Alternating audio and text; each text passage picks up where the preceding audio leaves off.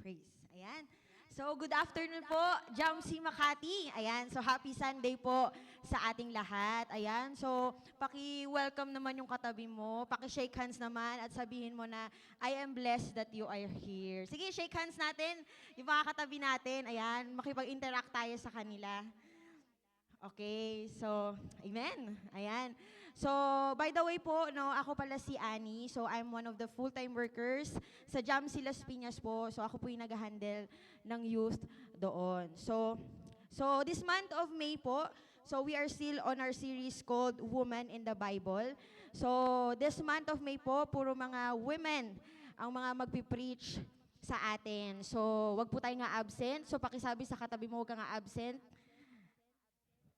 Ayan. So, nung first Sunday po, okay, nung first Sunday, so si Pastora Grace po, no, preach niya is about kay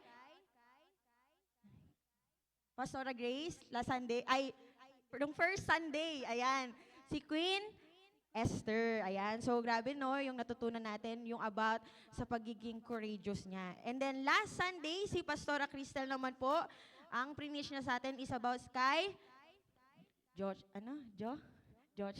Jochebed. Okay, ayan. So, pinag-usapan naman po natin doon is about yung courage din niya na talagang mag-take action para ma-save yung anak niyang si Moises. So, this Sunday po, ang pag-uusapan naman natin, ang buhay po ni Ruth. So, sino po nakakilala kay Ruth? Sino pong nakabasa or alam yung story ni Ruth? Amen. Okay. So, yun. So, si Ruth po, no? So, isa po siya sa favorite character ko sa Bible. Kaya siya yung pinili ko. Kasi nga, dahil sa love story nila ni Boaz. Pero hindi po yun yung focus natin ngayon, no? Kasi ang focus po natin, kung ano po talaga ang story or ang buhay ni Ruth. Ayan. So, para mas maintindihan po natin, no, kung ano ba yung story niya, magbibigay po ako ng illustration. So before tayo mag-proceed sa topic natin, meron po akong ipapakita sa ating picture. Okay. So sige po. Okay, next. Ayan. So makikita po natin, merong crossroad. Okay? So kunwari po, no, let's imagine, okay? Kunwari nandyan kayo sa gitna ng crossroad. Okay? And ikaw po yung person, kunwari lang ha, kunwari lang, naka-experience ka po ng terrible storm that destroyed almost everything that you had. At meron ka lang pong dalawang option, okay? Dalawang path na tatahakin. So, yung isang road po, okay, this road leads to comfort, familiarity, and safety. Okay? And the other road leads to uncertainty, no clear future, no guarantees, and many struggles ahead. So, ang tanong ko po sa ating lahat, anong daan ang pipiliin mo? So, syempre nga po, dahil sa pinagdaanan natin na hindi maganda, mas pipiliin natin yung daan na magbibigay sa atin ng comfort, ng safety. Yung hindi po tayo mahihirapan. Kasi nga nakaranas na tayo ng matinding bagyo. So, papahirapan pa ba natin yung sarili natin? Pero church, kung si Ruth po ang nasa gitna ng crossroad na ito, possible na hindi na po pipiliin yung daan na pipiliin natin. Kundi yung daan na walang kasiguraduhan, walang clear future, at walang guarantee sa kung anong mangyayari sa kanya. Which is totoo po. Ito po, hindi na to imagine. Totoo na po talaga to. Kung babasahin po natin yung story niya o yung buhay niya, gantong-ganto po ang ginawa niya. Simula nang mamatay ang kanyang asawa at si Naomi na lang ang kasama niya, na kahit pwede naman siyang bumalik sa homeland niya, sa Moab, kung saan mas komportable, mas hindi siya mahihirapan at doon na lang magsimula ulit ng bagong buhay niya. Ruth chose the difficult road because someone she loved needed her. She walked beside Naomi, not because it was easy, but because she was faithful. Siya ay tapat kay Naomi at sa Panginoon. So ano nga ba ang faithfulness? Or ano ba yung pagiging faithful, okay? So faithfulness po means being steady, loyal, and trustworthy. Remaining committed even if it is difficult. So makikita po natin dito na kahit po alam ni Ruth kung anong pwedeng, kahit hindi po alam ni Ruth kung anong pwedeng mangyari sa kanya, siya po ay nanatili at naging tapat kay Naomi. So ito po yung bagay na pag-uusapan natin sa mga oras na ito. So what lessons can we draw from Ruth's story of remaining faithful despite her loss and uncertainty? So excited po ba tayo? Amen. Excited po ba tayo? Amen. So today I want to speak from the subject Ruth, a story of faithfulness. 3 truths that we can learn from Ruth's story of faithfulness. So before we proceed, join me in prayer po. Sige. Lord, we thank you for this time. We know that you're here. We acknowledge you. I pray that may you prepare our hearts upon your word. And I pray, Lord, na ikaw na po ang mangusap sa bawat isa. Naway itong word mo, Lord God, ay mag-remind sa amin, Panginoon, that you are the God that is faithful. And help us, Lord, with regards sa faithfulness, tulungan mo kami na lahat ng matututunan namin sa message na ito, hindi lang po namin pakikinggan, but we will apply it in our lives. Thank you, Lord. We honor you in Jesus' name. Amen. So 3 truths that we can learn in Ruth's faithfulness. Number 1, Ruth's faithfulness was anchored in her faith in God. Sabi po sa Ruth chapter 1 verse 16 to 17, sige pakibasa po.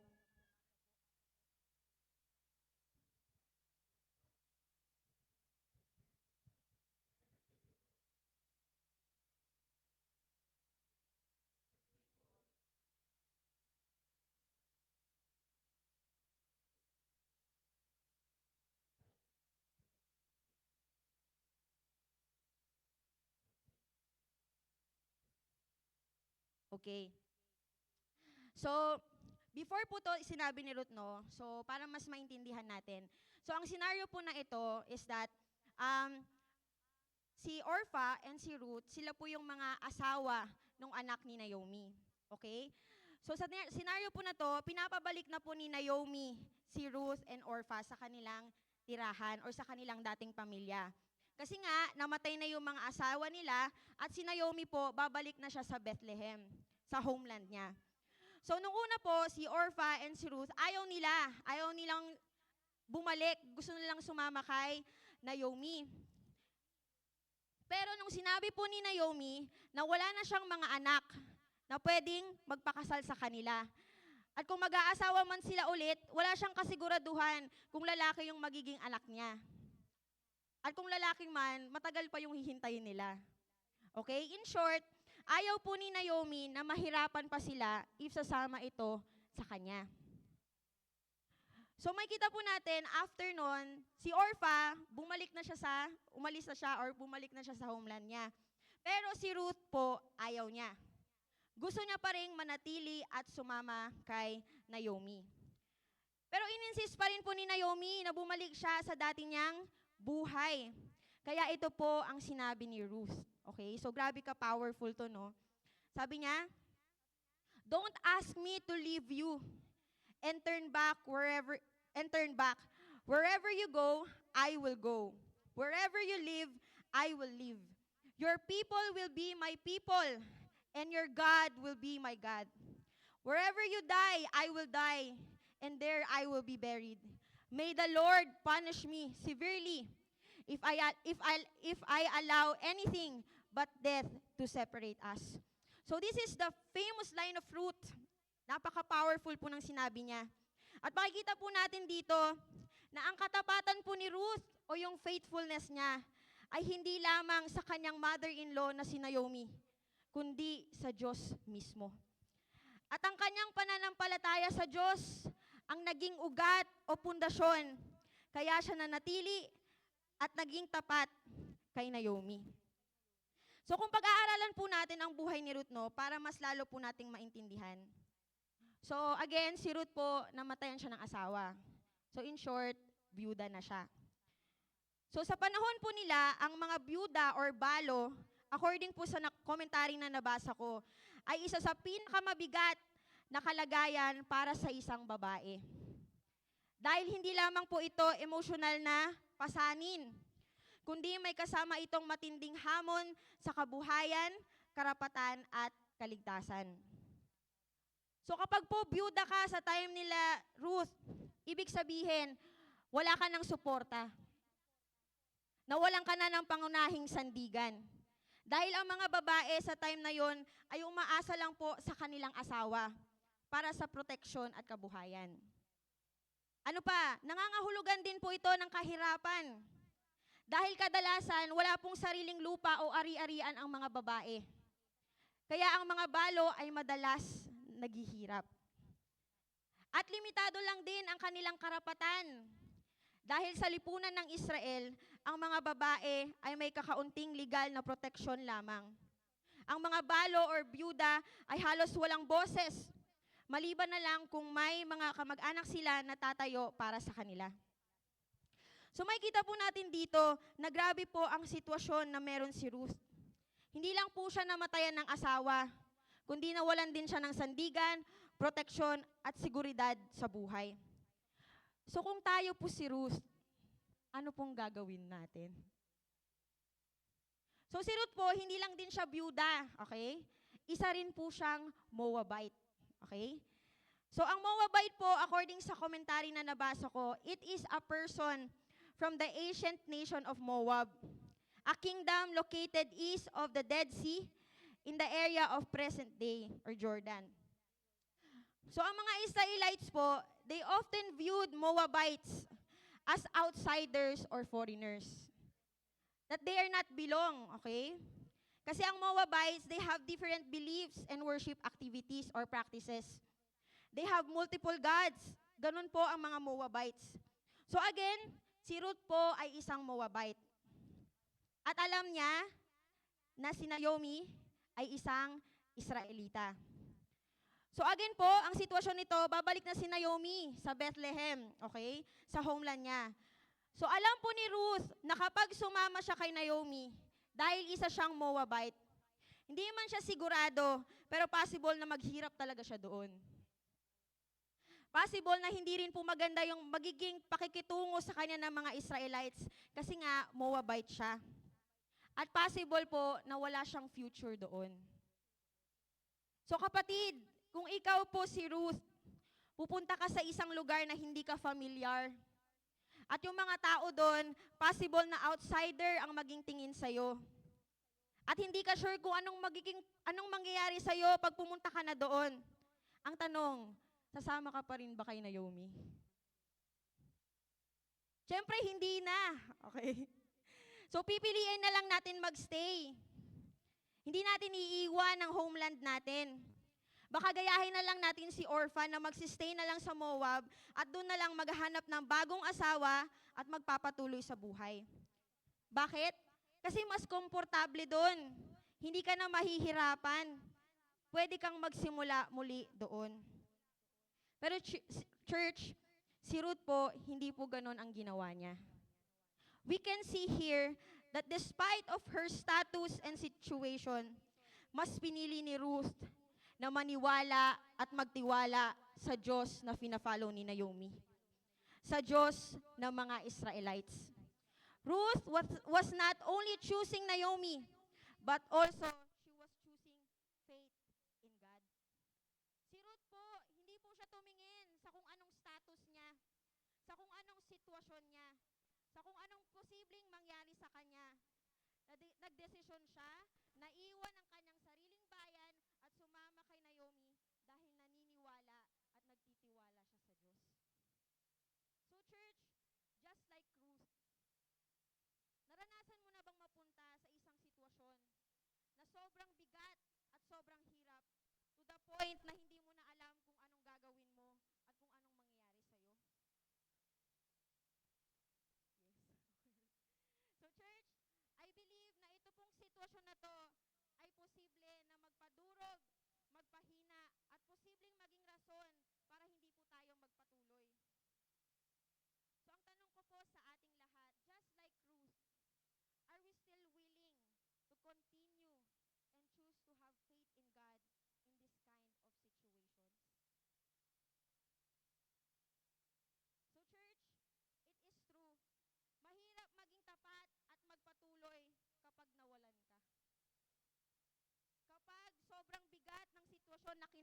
harap mo.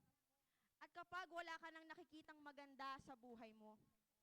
But church, kahit mahirap, kahit sobrang bigat, kahit wala tayong nakikitang maganda sa sitwasyon natin, just like Ruth, let's choose to have faith in God. Amen po ba? Because the God that we have is faithful. He is sovereign and He is in control. Hindi man maganda ang nangyayari sa'yo ngayon, kapatid, maniwala kang kayang-kaya yan baguhin ng Diyos. I-feeling mo parang wala na nangyayaring mabuti sa buhay mo, kapatid, maniwala ka na may maganda pa ring plano ang Diyos sa buhay mo.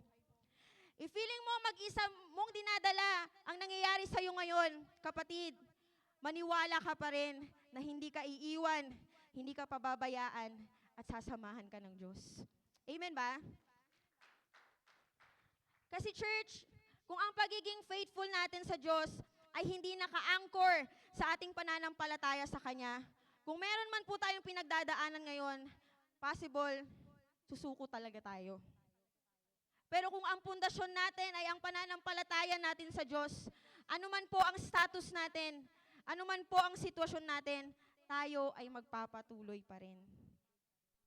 Kaya church, let's choose to have faith in God because it will save us, strengthen us, motivates us, and empower us to stay faithful to wherever God is placing us, no matter what circumstances we will go through, just like Ruth. Kaya church, kagaya po ni Ruth, for us to remain faithful, let's choose to have faith in the Lord and trust Him despite of being unsure on where God is leading us. Amen po ba? Amen. So, second point, okay, 3 truths that we can learn in Ruth's faithfulness. Ruth's faithfulness expressed through her action. So, Ruth's faithfulness was not just spoken, it was lived out in action. So, sa paanong paraan po ba ipinakita ni Ruth ang kanyang katapatan? So, una po, okay, next. Ruth stayed committed to Naomi. Sabi sa Ruth 1 verse 16 to 17, nabasa na po natin to, no? Okay? So makikita po natin dito na ipinakita po ni Ruth ang kanyang katapatan kay Naomi sa pamamagitan po ng pananatili niya sa tabi nito at siya ay sumama sa Bethlehem. Pangalawa po, Ruth left her own land and former life. Sabi po sa Ruth 1 verse 19, sige pakibasa po.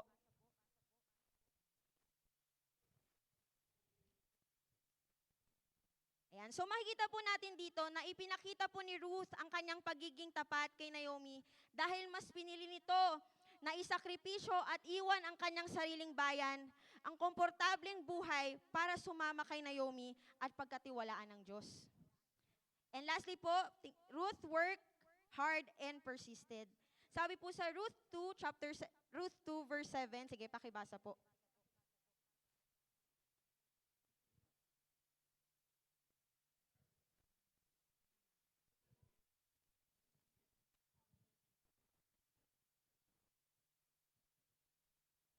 Okay, so makikita po natin dito na ipinakita po ni Ruth ang kanyang katapatan kay Naomi sa pamamagitan po ng pagdidesisyon na magtrabaho sa bukid. At kung makikita po natin, grabe po yung dedication at determinasyon ni Ruth na magtrabaho. Na mamulot ng mga leftover grains. I believe may picture po dyan, no? Ayan, yan po yung ginagawa niya. So imagine niyo po, yan yung trabaho niya. So nakayuko siya lagi. So, sobrang nakakangalay siya. Kasi imagine ninyo, sobrang init nung mga panahon na yon. Okay? At, grabe po si Ruth kasi ginagawa niya to simula po umaga hanggang gabi. So, grabe no? Just imagine, sobrang hirap at nakakapagod po yung ginagawa niya. Pero makikita po natin na si Ruth po, hindi siya nagrereklamo at nagpapatuloy pa rin siya para lang may makain at mabuhay sila ni Naomi. So ano pong makikita natin dito? So ang pananatili po ni Ruth kay Naomi, ang pagsasakripisyo niya na iwan ang kanyang sariling bayan para sumama rito, at ang determinasyon niyang magtrabaho na kahit mahirap at nakakapagod ang kanyang ginagawa, nagpapatuloy pa rin siya. Ito po ay nagpapakita na ang katapatan ni Ruth kay Naomi ay totoo. Dahil si Ruth, meron po siyang isang salita. Kapag sinabi niya, ginagawa niya. Si Ruth po, meron din siyang paninindigan na handa siyang magsakripisyo at iwan ang kanyang sariling bayan. At si Ruth din po, meron din siyang determinasyon na kahit mahirap at nakakapagod ang trabaho na meron siya, hindi siya mabilis sumuko. Hindi siya nagrereklamo at nagpapatuloy pa din siya sa kanyang ginagawa. So grabe po yung faithfulness ni Ruth kay Naomi because she lived it out through loyalty, sacrifice, and hard work. So church, ang tanong ko po sa ating lahat, kamusta po tayo when it comes sa ating katapatan sa Diyos? Nakikita po ba ito sa ating pamumuhay o hindi? So church, just like Ruth, ang ating totoong katapatan sa Diyos ay nakikita sa ating mga gawa, hindi lang sa ating mga salita. Hindi mo pwedeng sabihin na faithful ka sa Lord kung hindi naman nakikita sa actions mo.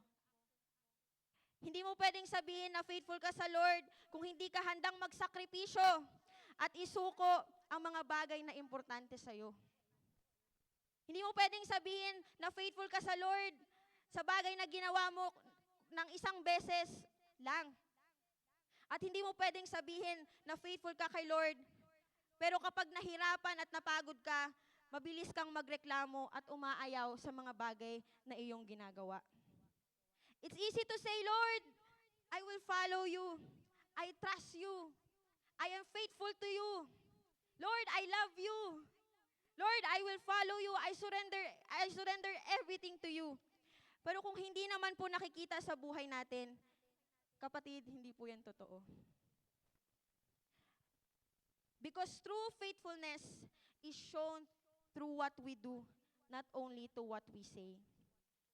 So church, let's be like Ruth. Naipakita po natin ang ating katapatan sa Diyos through our action.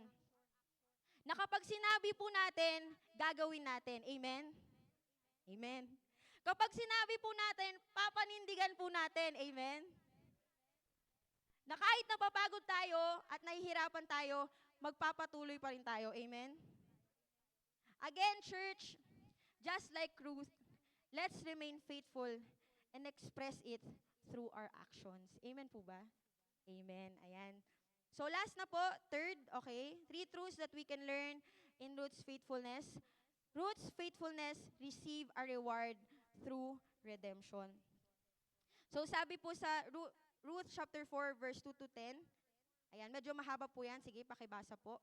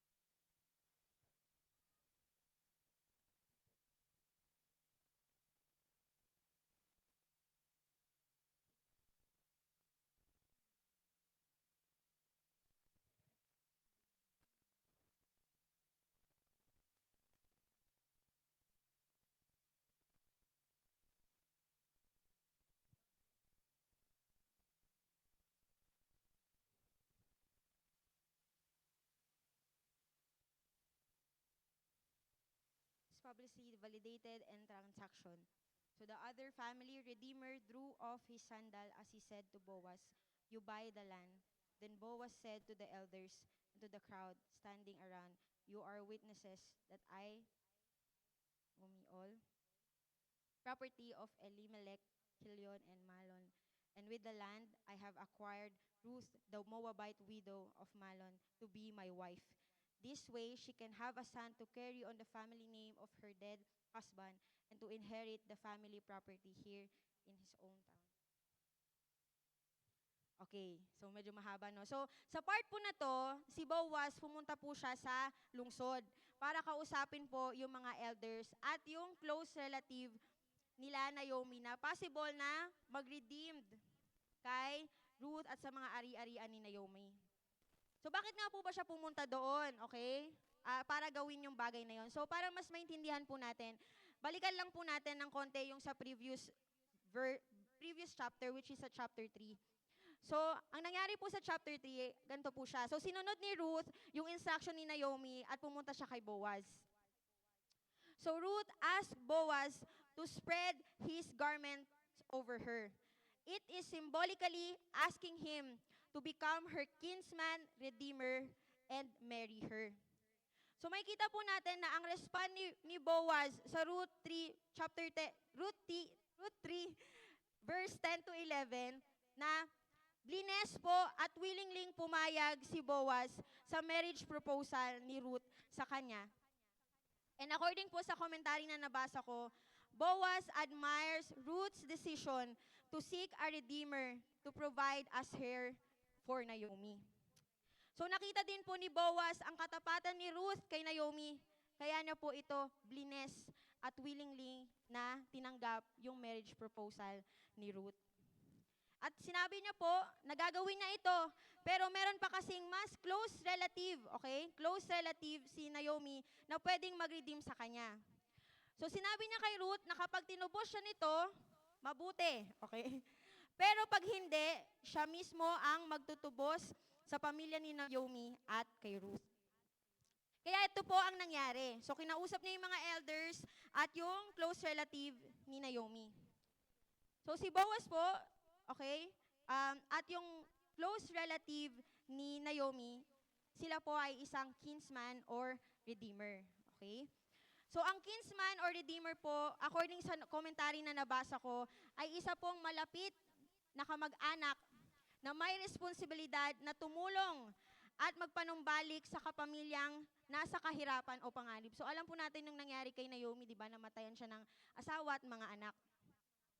So, nung sinabi na ni Boaz ito sa malapit na kamag-anak ni Naomi, noong una, pumayag siya, okay? Kasi ang alam niya lang is, itutubusin niya yung ari-arian lang ni Naomi. Pero nung nalaman niya na kailangan niya ding pakasalan si Ruth upang magpatuloy ang pangalan ng pamilya, tumanggi ito.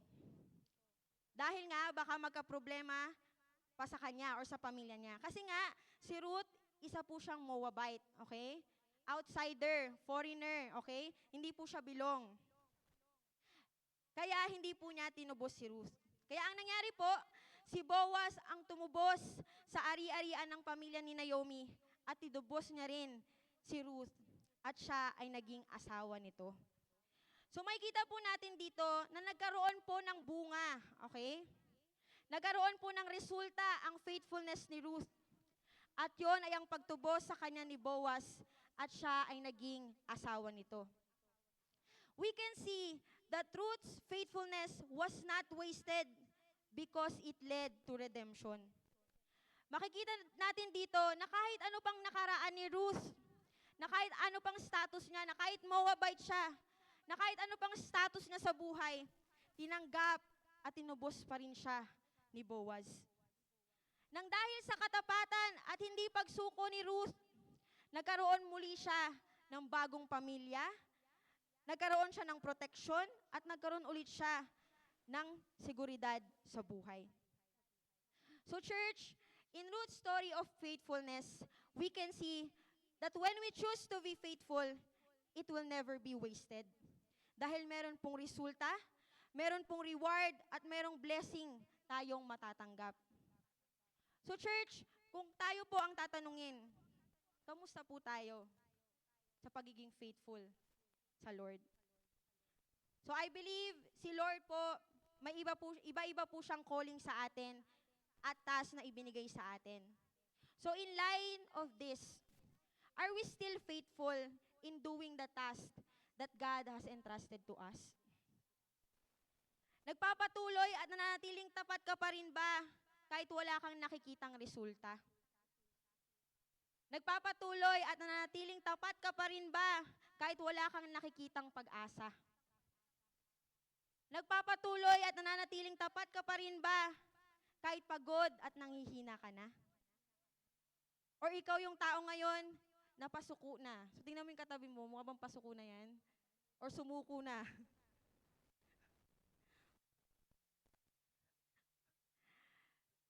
So church, this is the right time to remember again that the God that we trust, the God that we believe, the God that we are serving is faithful. And He gives rewards to those who remain faithful to Him. Sabi nga sa 1 Corinthians 15 verse 58, sige basahin po natin.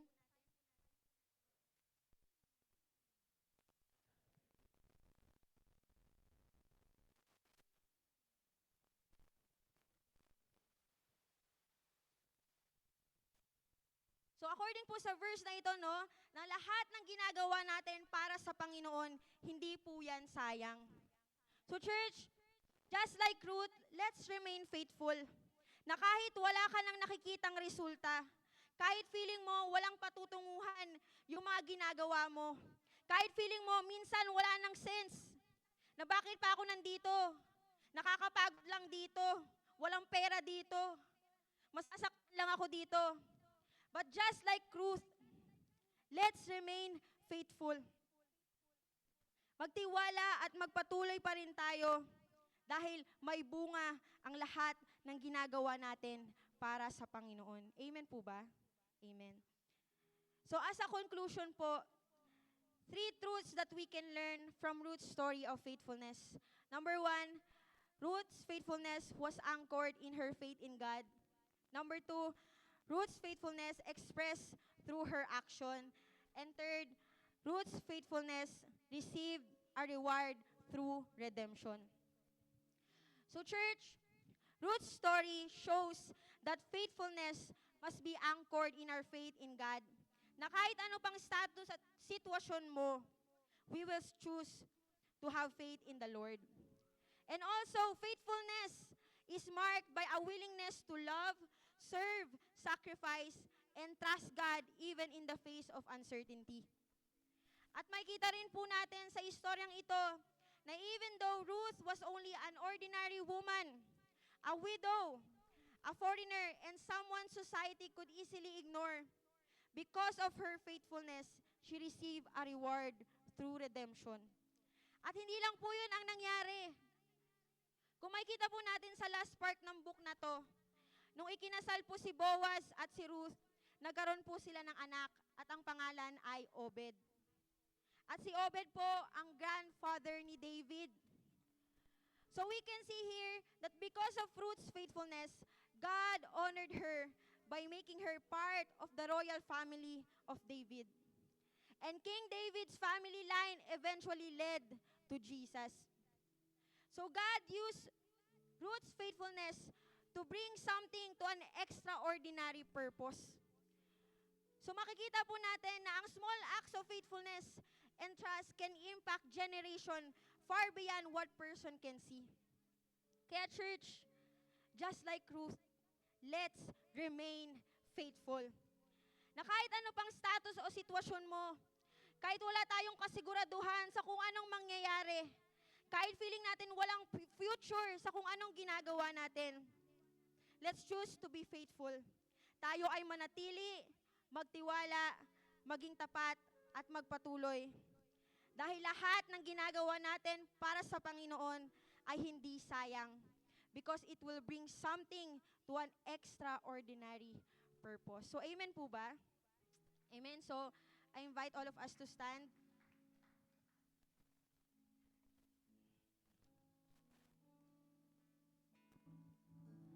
Let's pray. Yes, Lord. We thank you for your word. Thank you, Lord, for the life of Ruth. Thank you, Lord, sa buhay niya na nag-remind sa amin, Lord, kung gaano ka-importante, tano ang impact kapag kami ay nananatiling tapat sa inyo. Lord, I know that you see the hearts of these people. You know kung anong mga pinagdadaanan ng bawat isa. And God, I pray na yung word mo, Lord, ay talagang mag-impact sa buhay namin. Na i-embrace at i-apply namin na kahit ano pang pagdaanan namin, na kahit ano pang problema or pagsubok ang maranasan namin, we will really decide na maging faithful sa inyo. Lord, may you remind us, O God, that you are the God that is so faithful. You are the God have many plans in our lives. And help us, Lord, na kahit hindi namin naiintindihan o hindi man namin nararamdaman, kami ay mananatili at magtitiwala sa inyo. Lord, maraming salamat. We honor you and we glorify you in Jesus' name.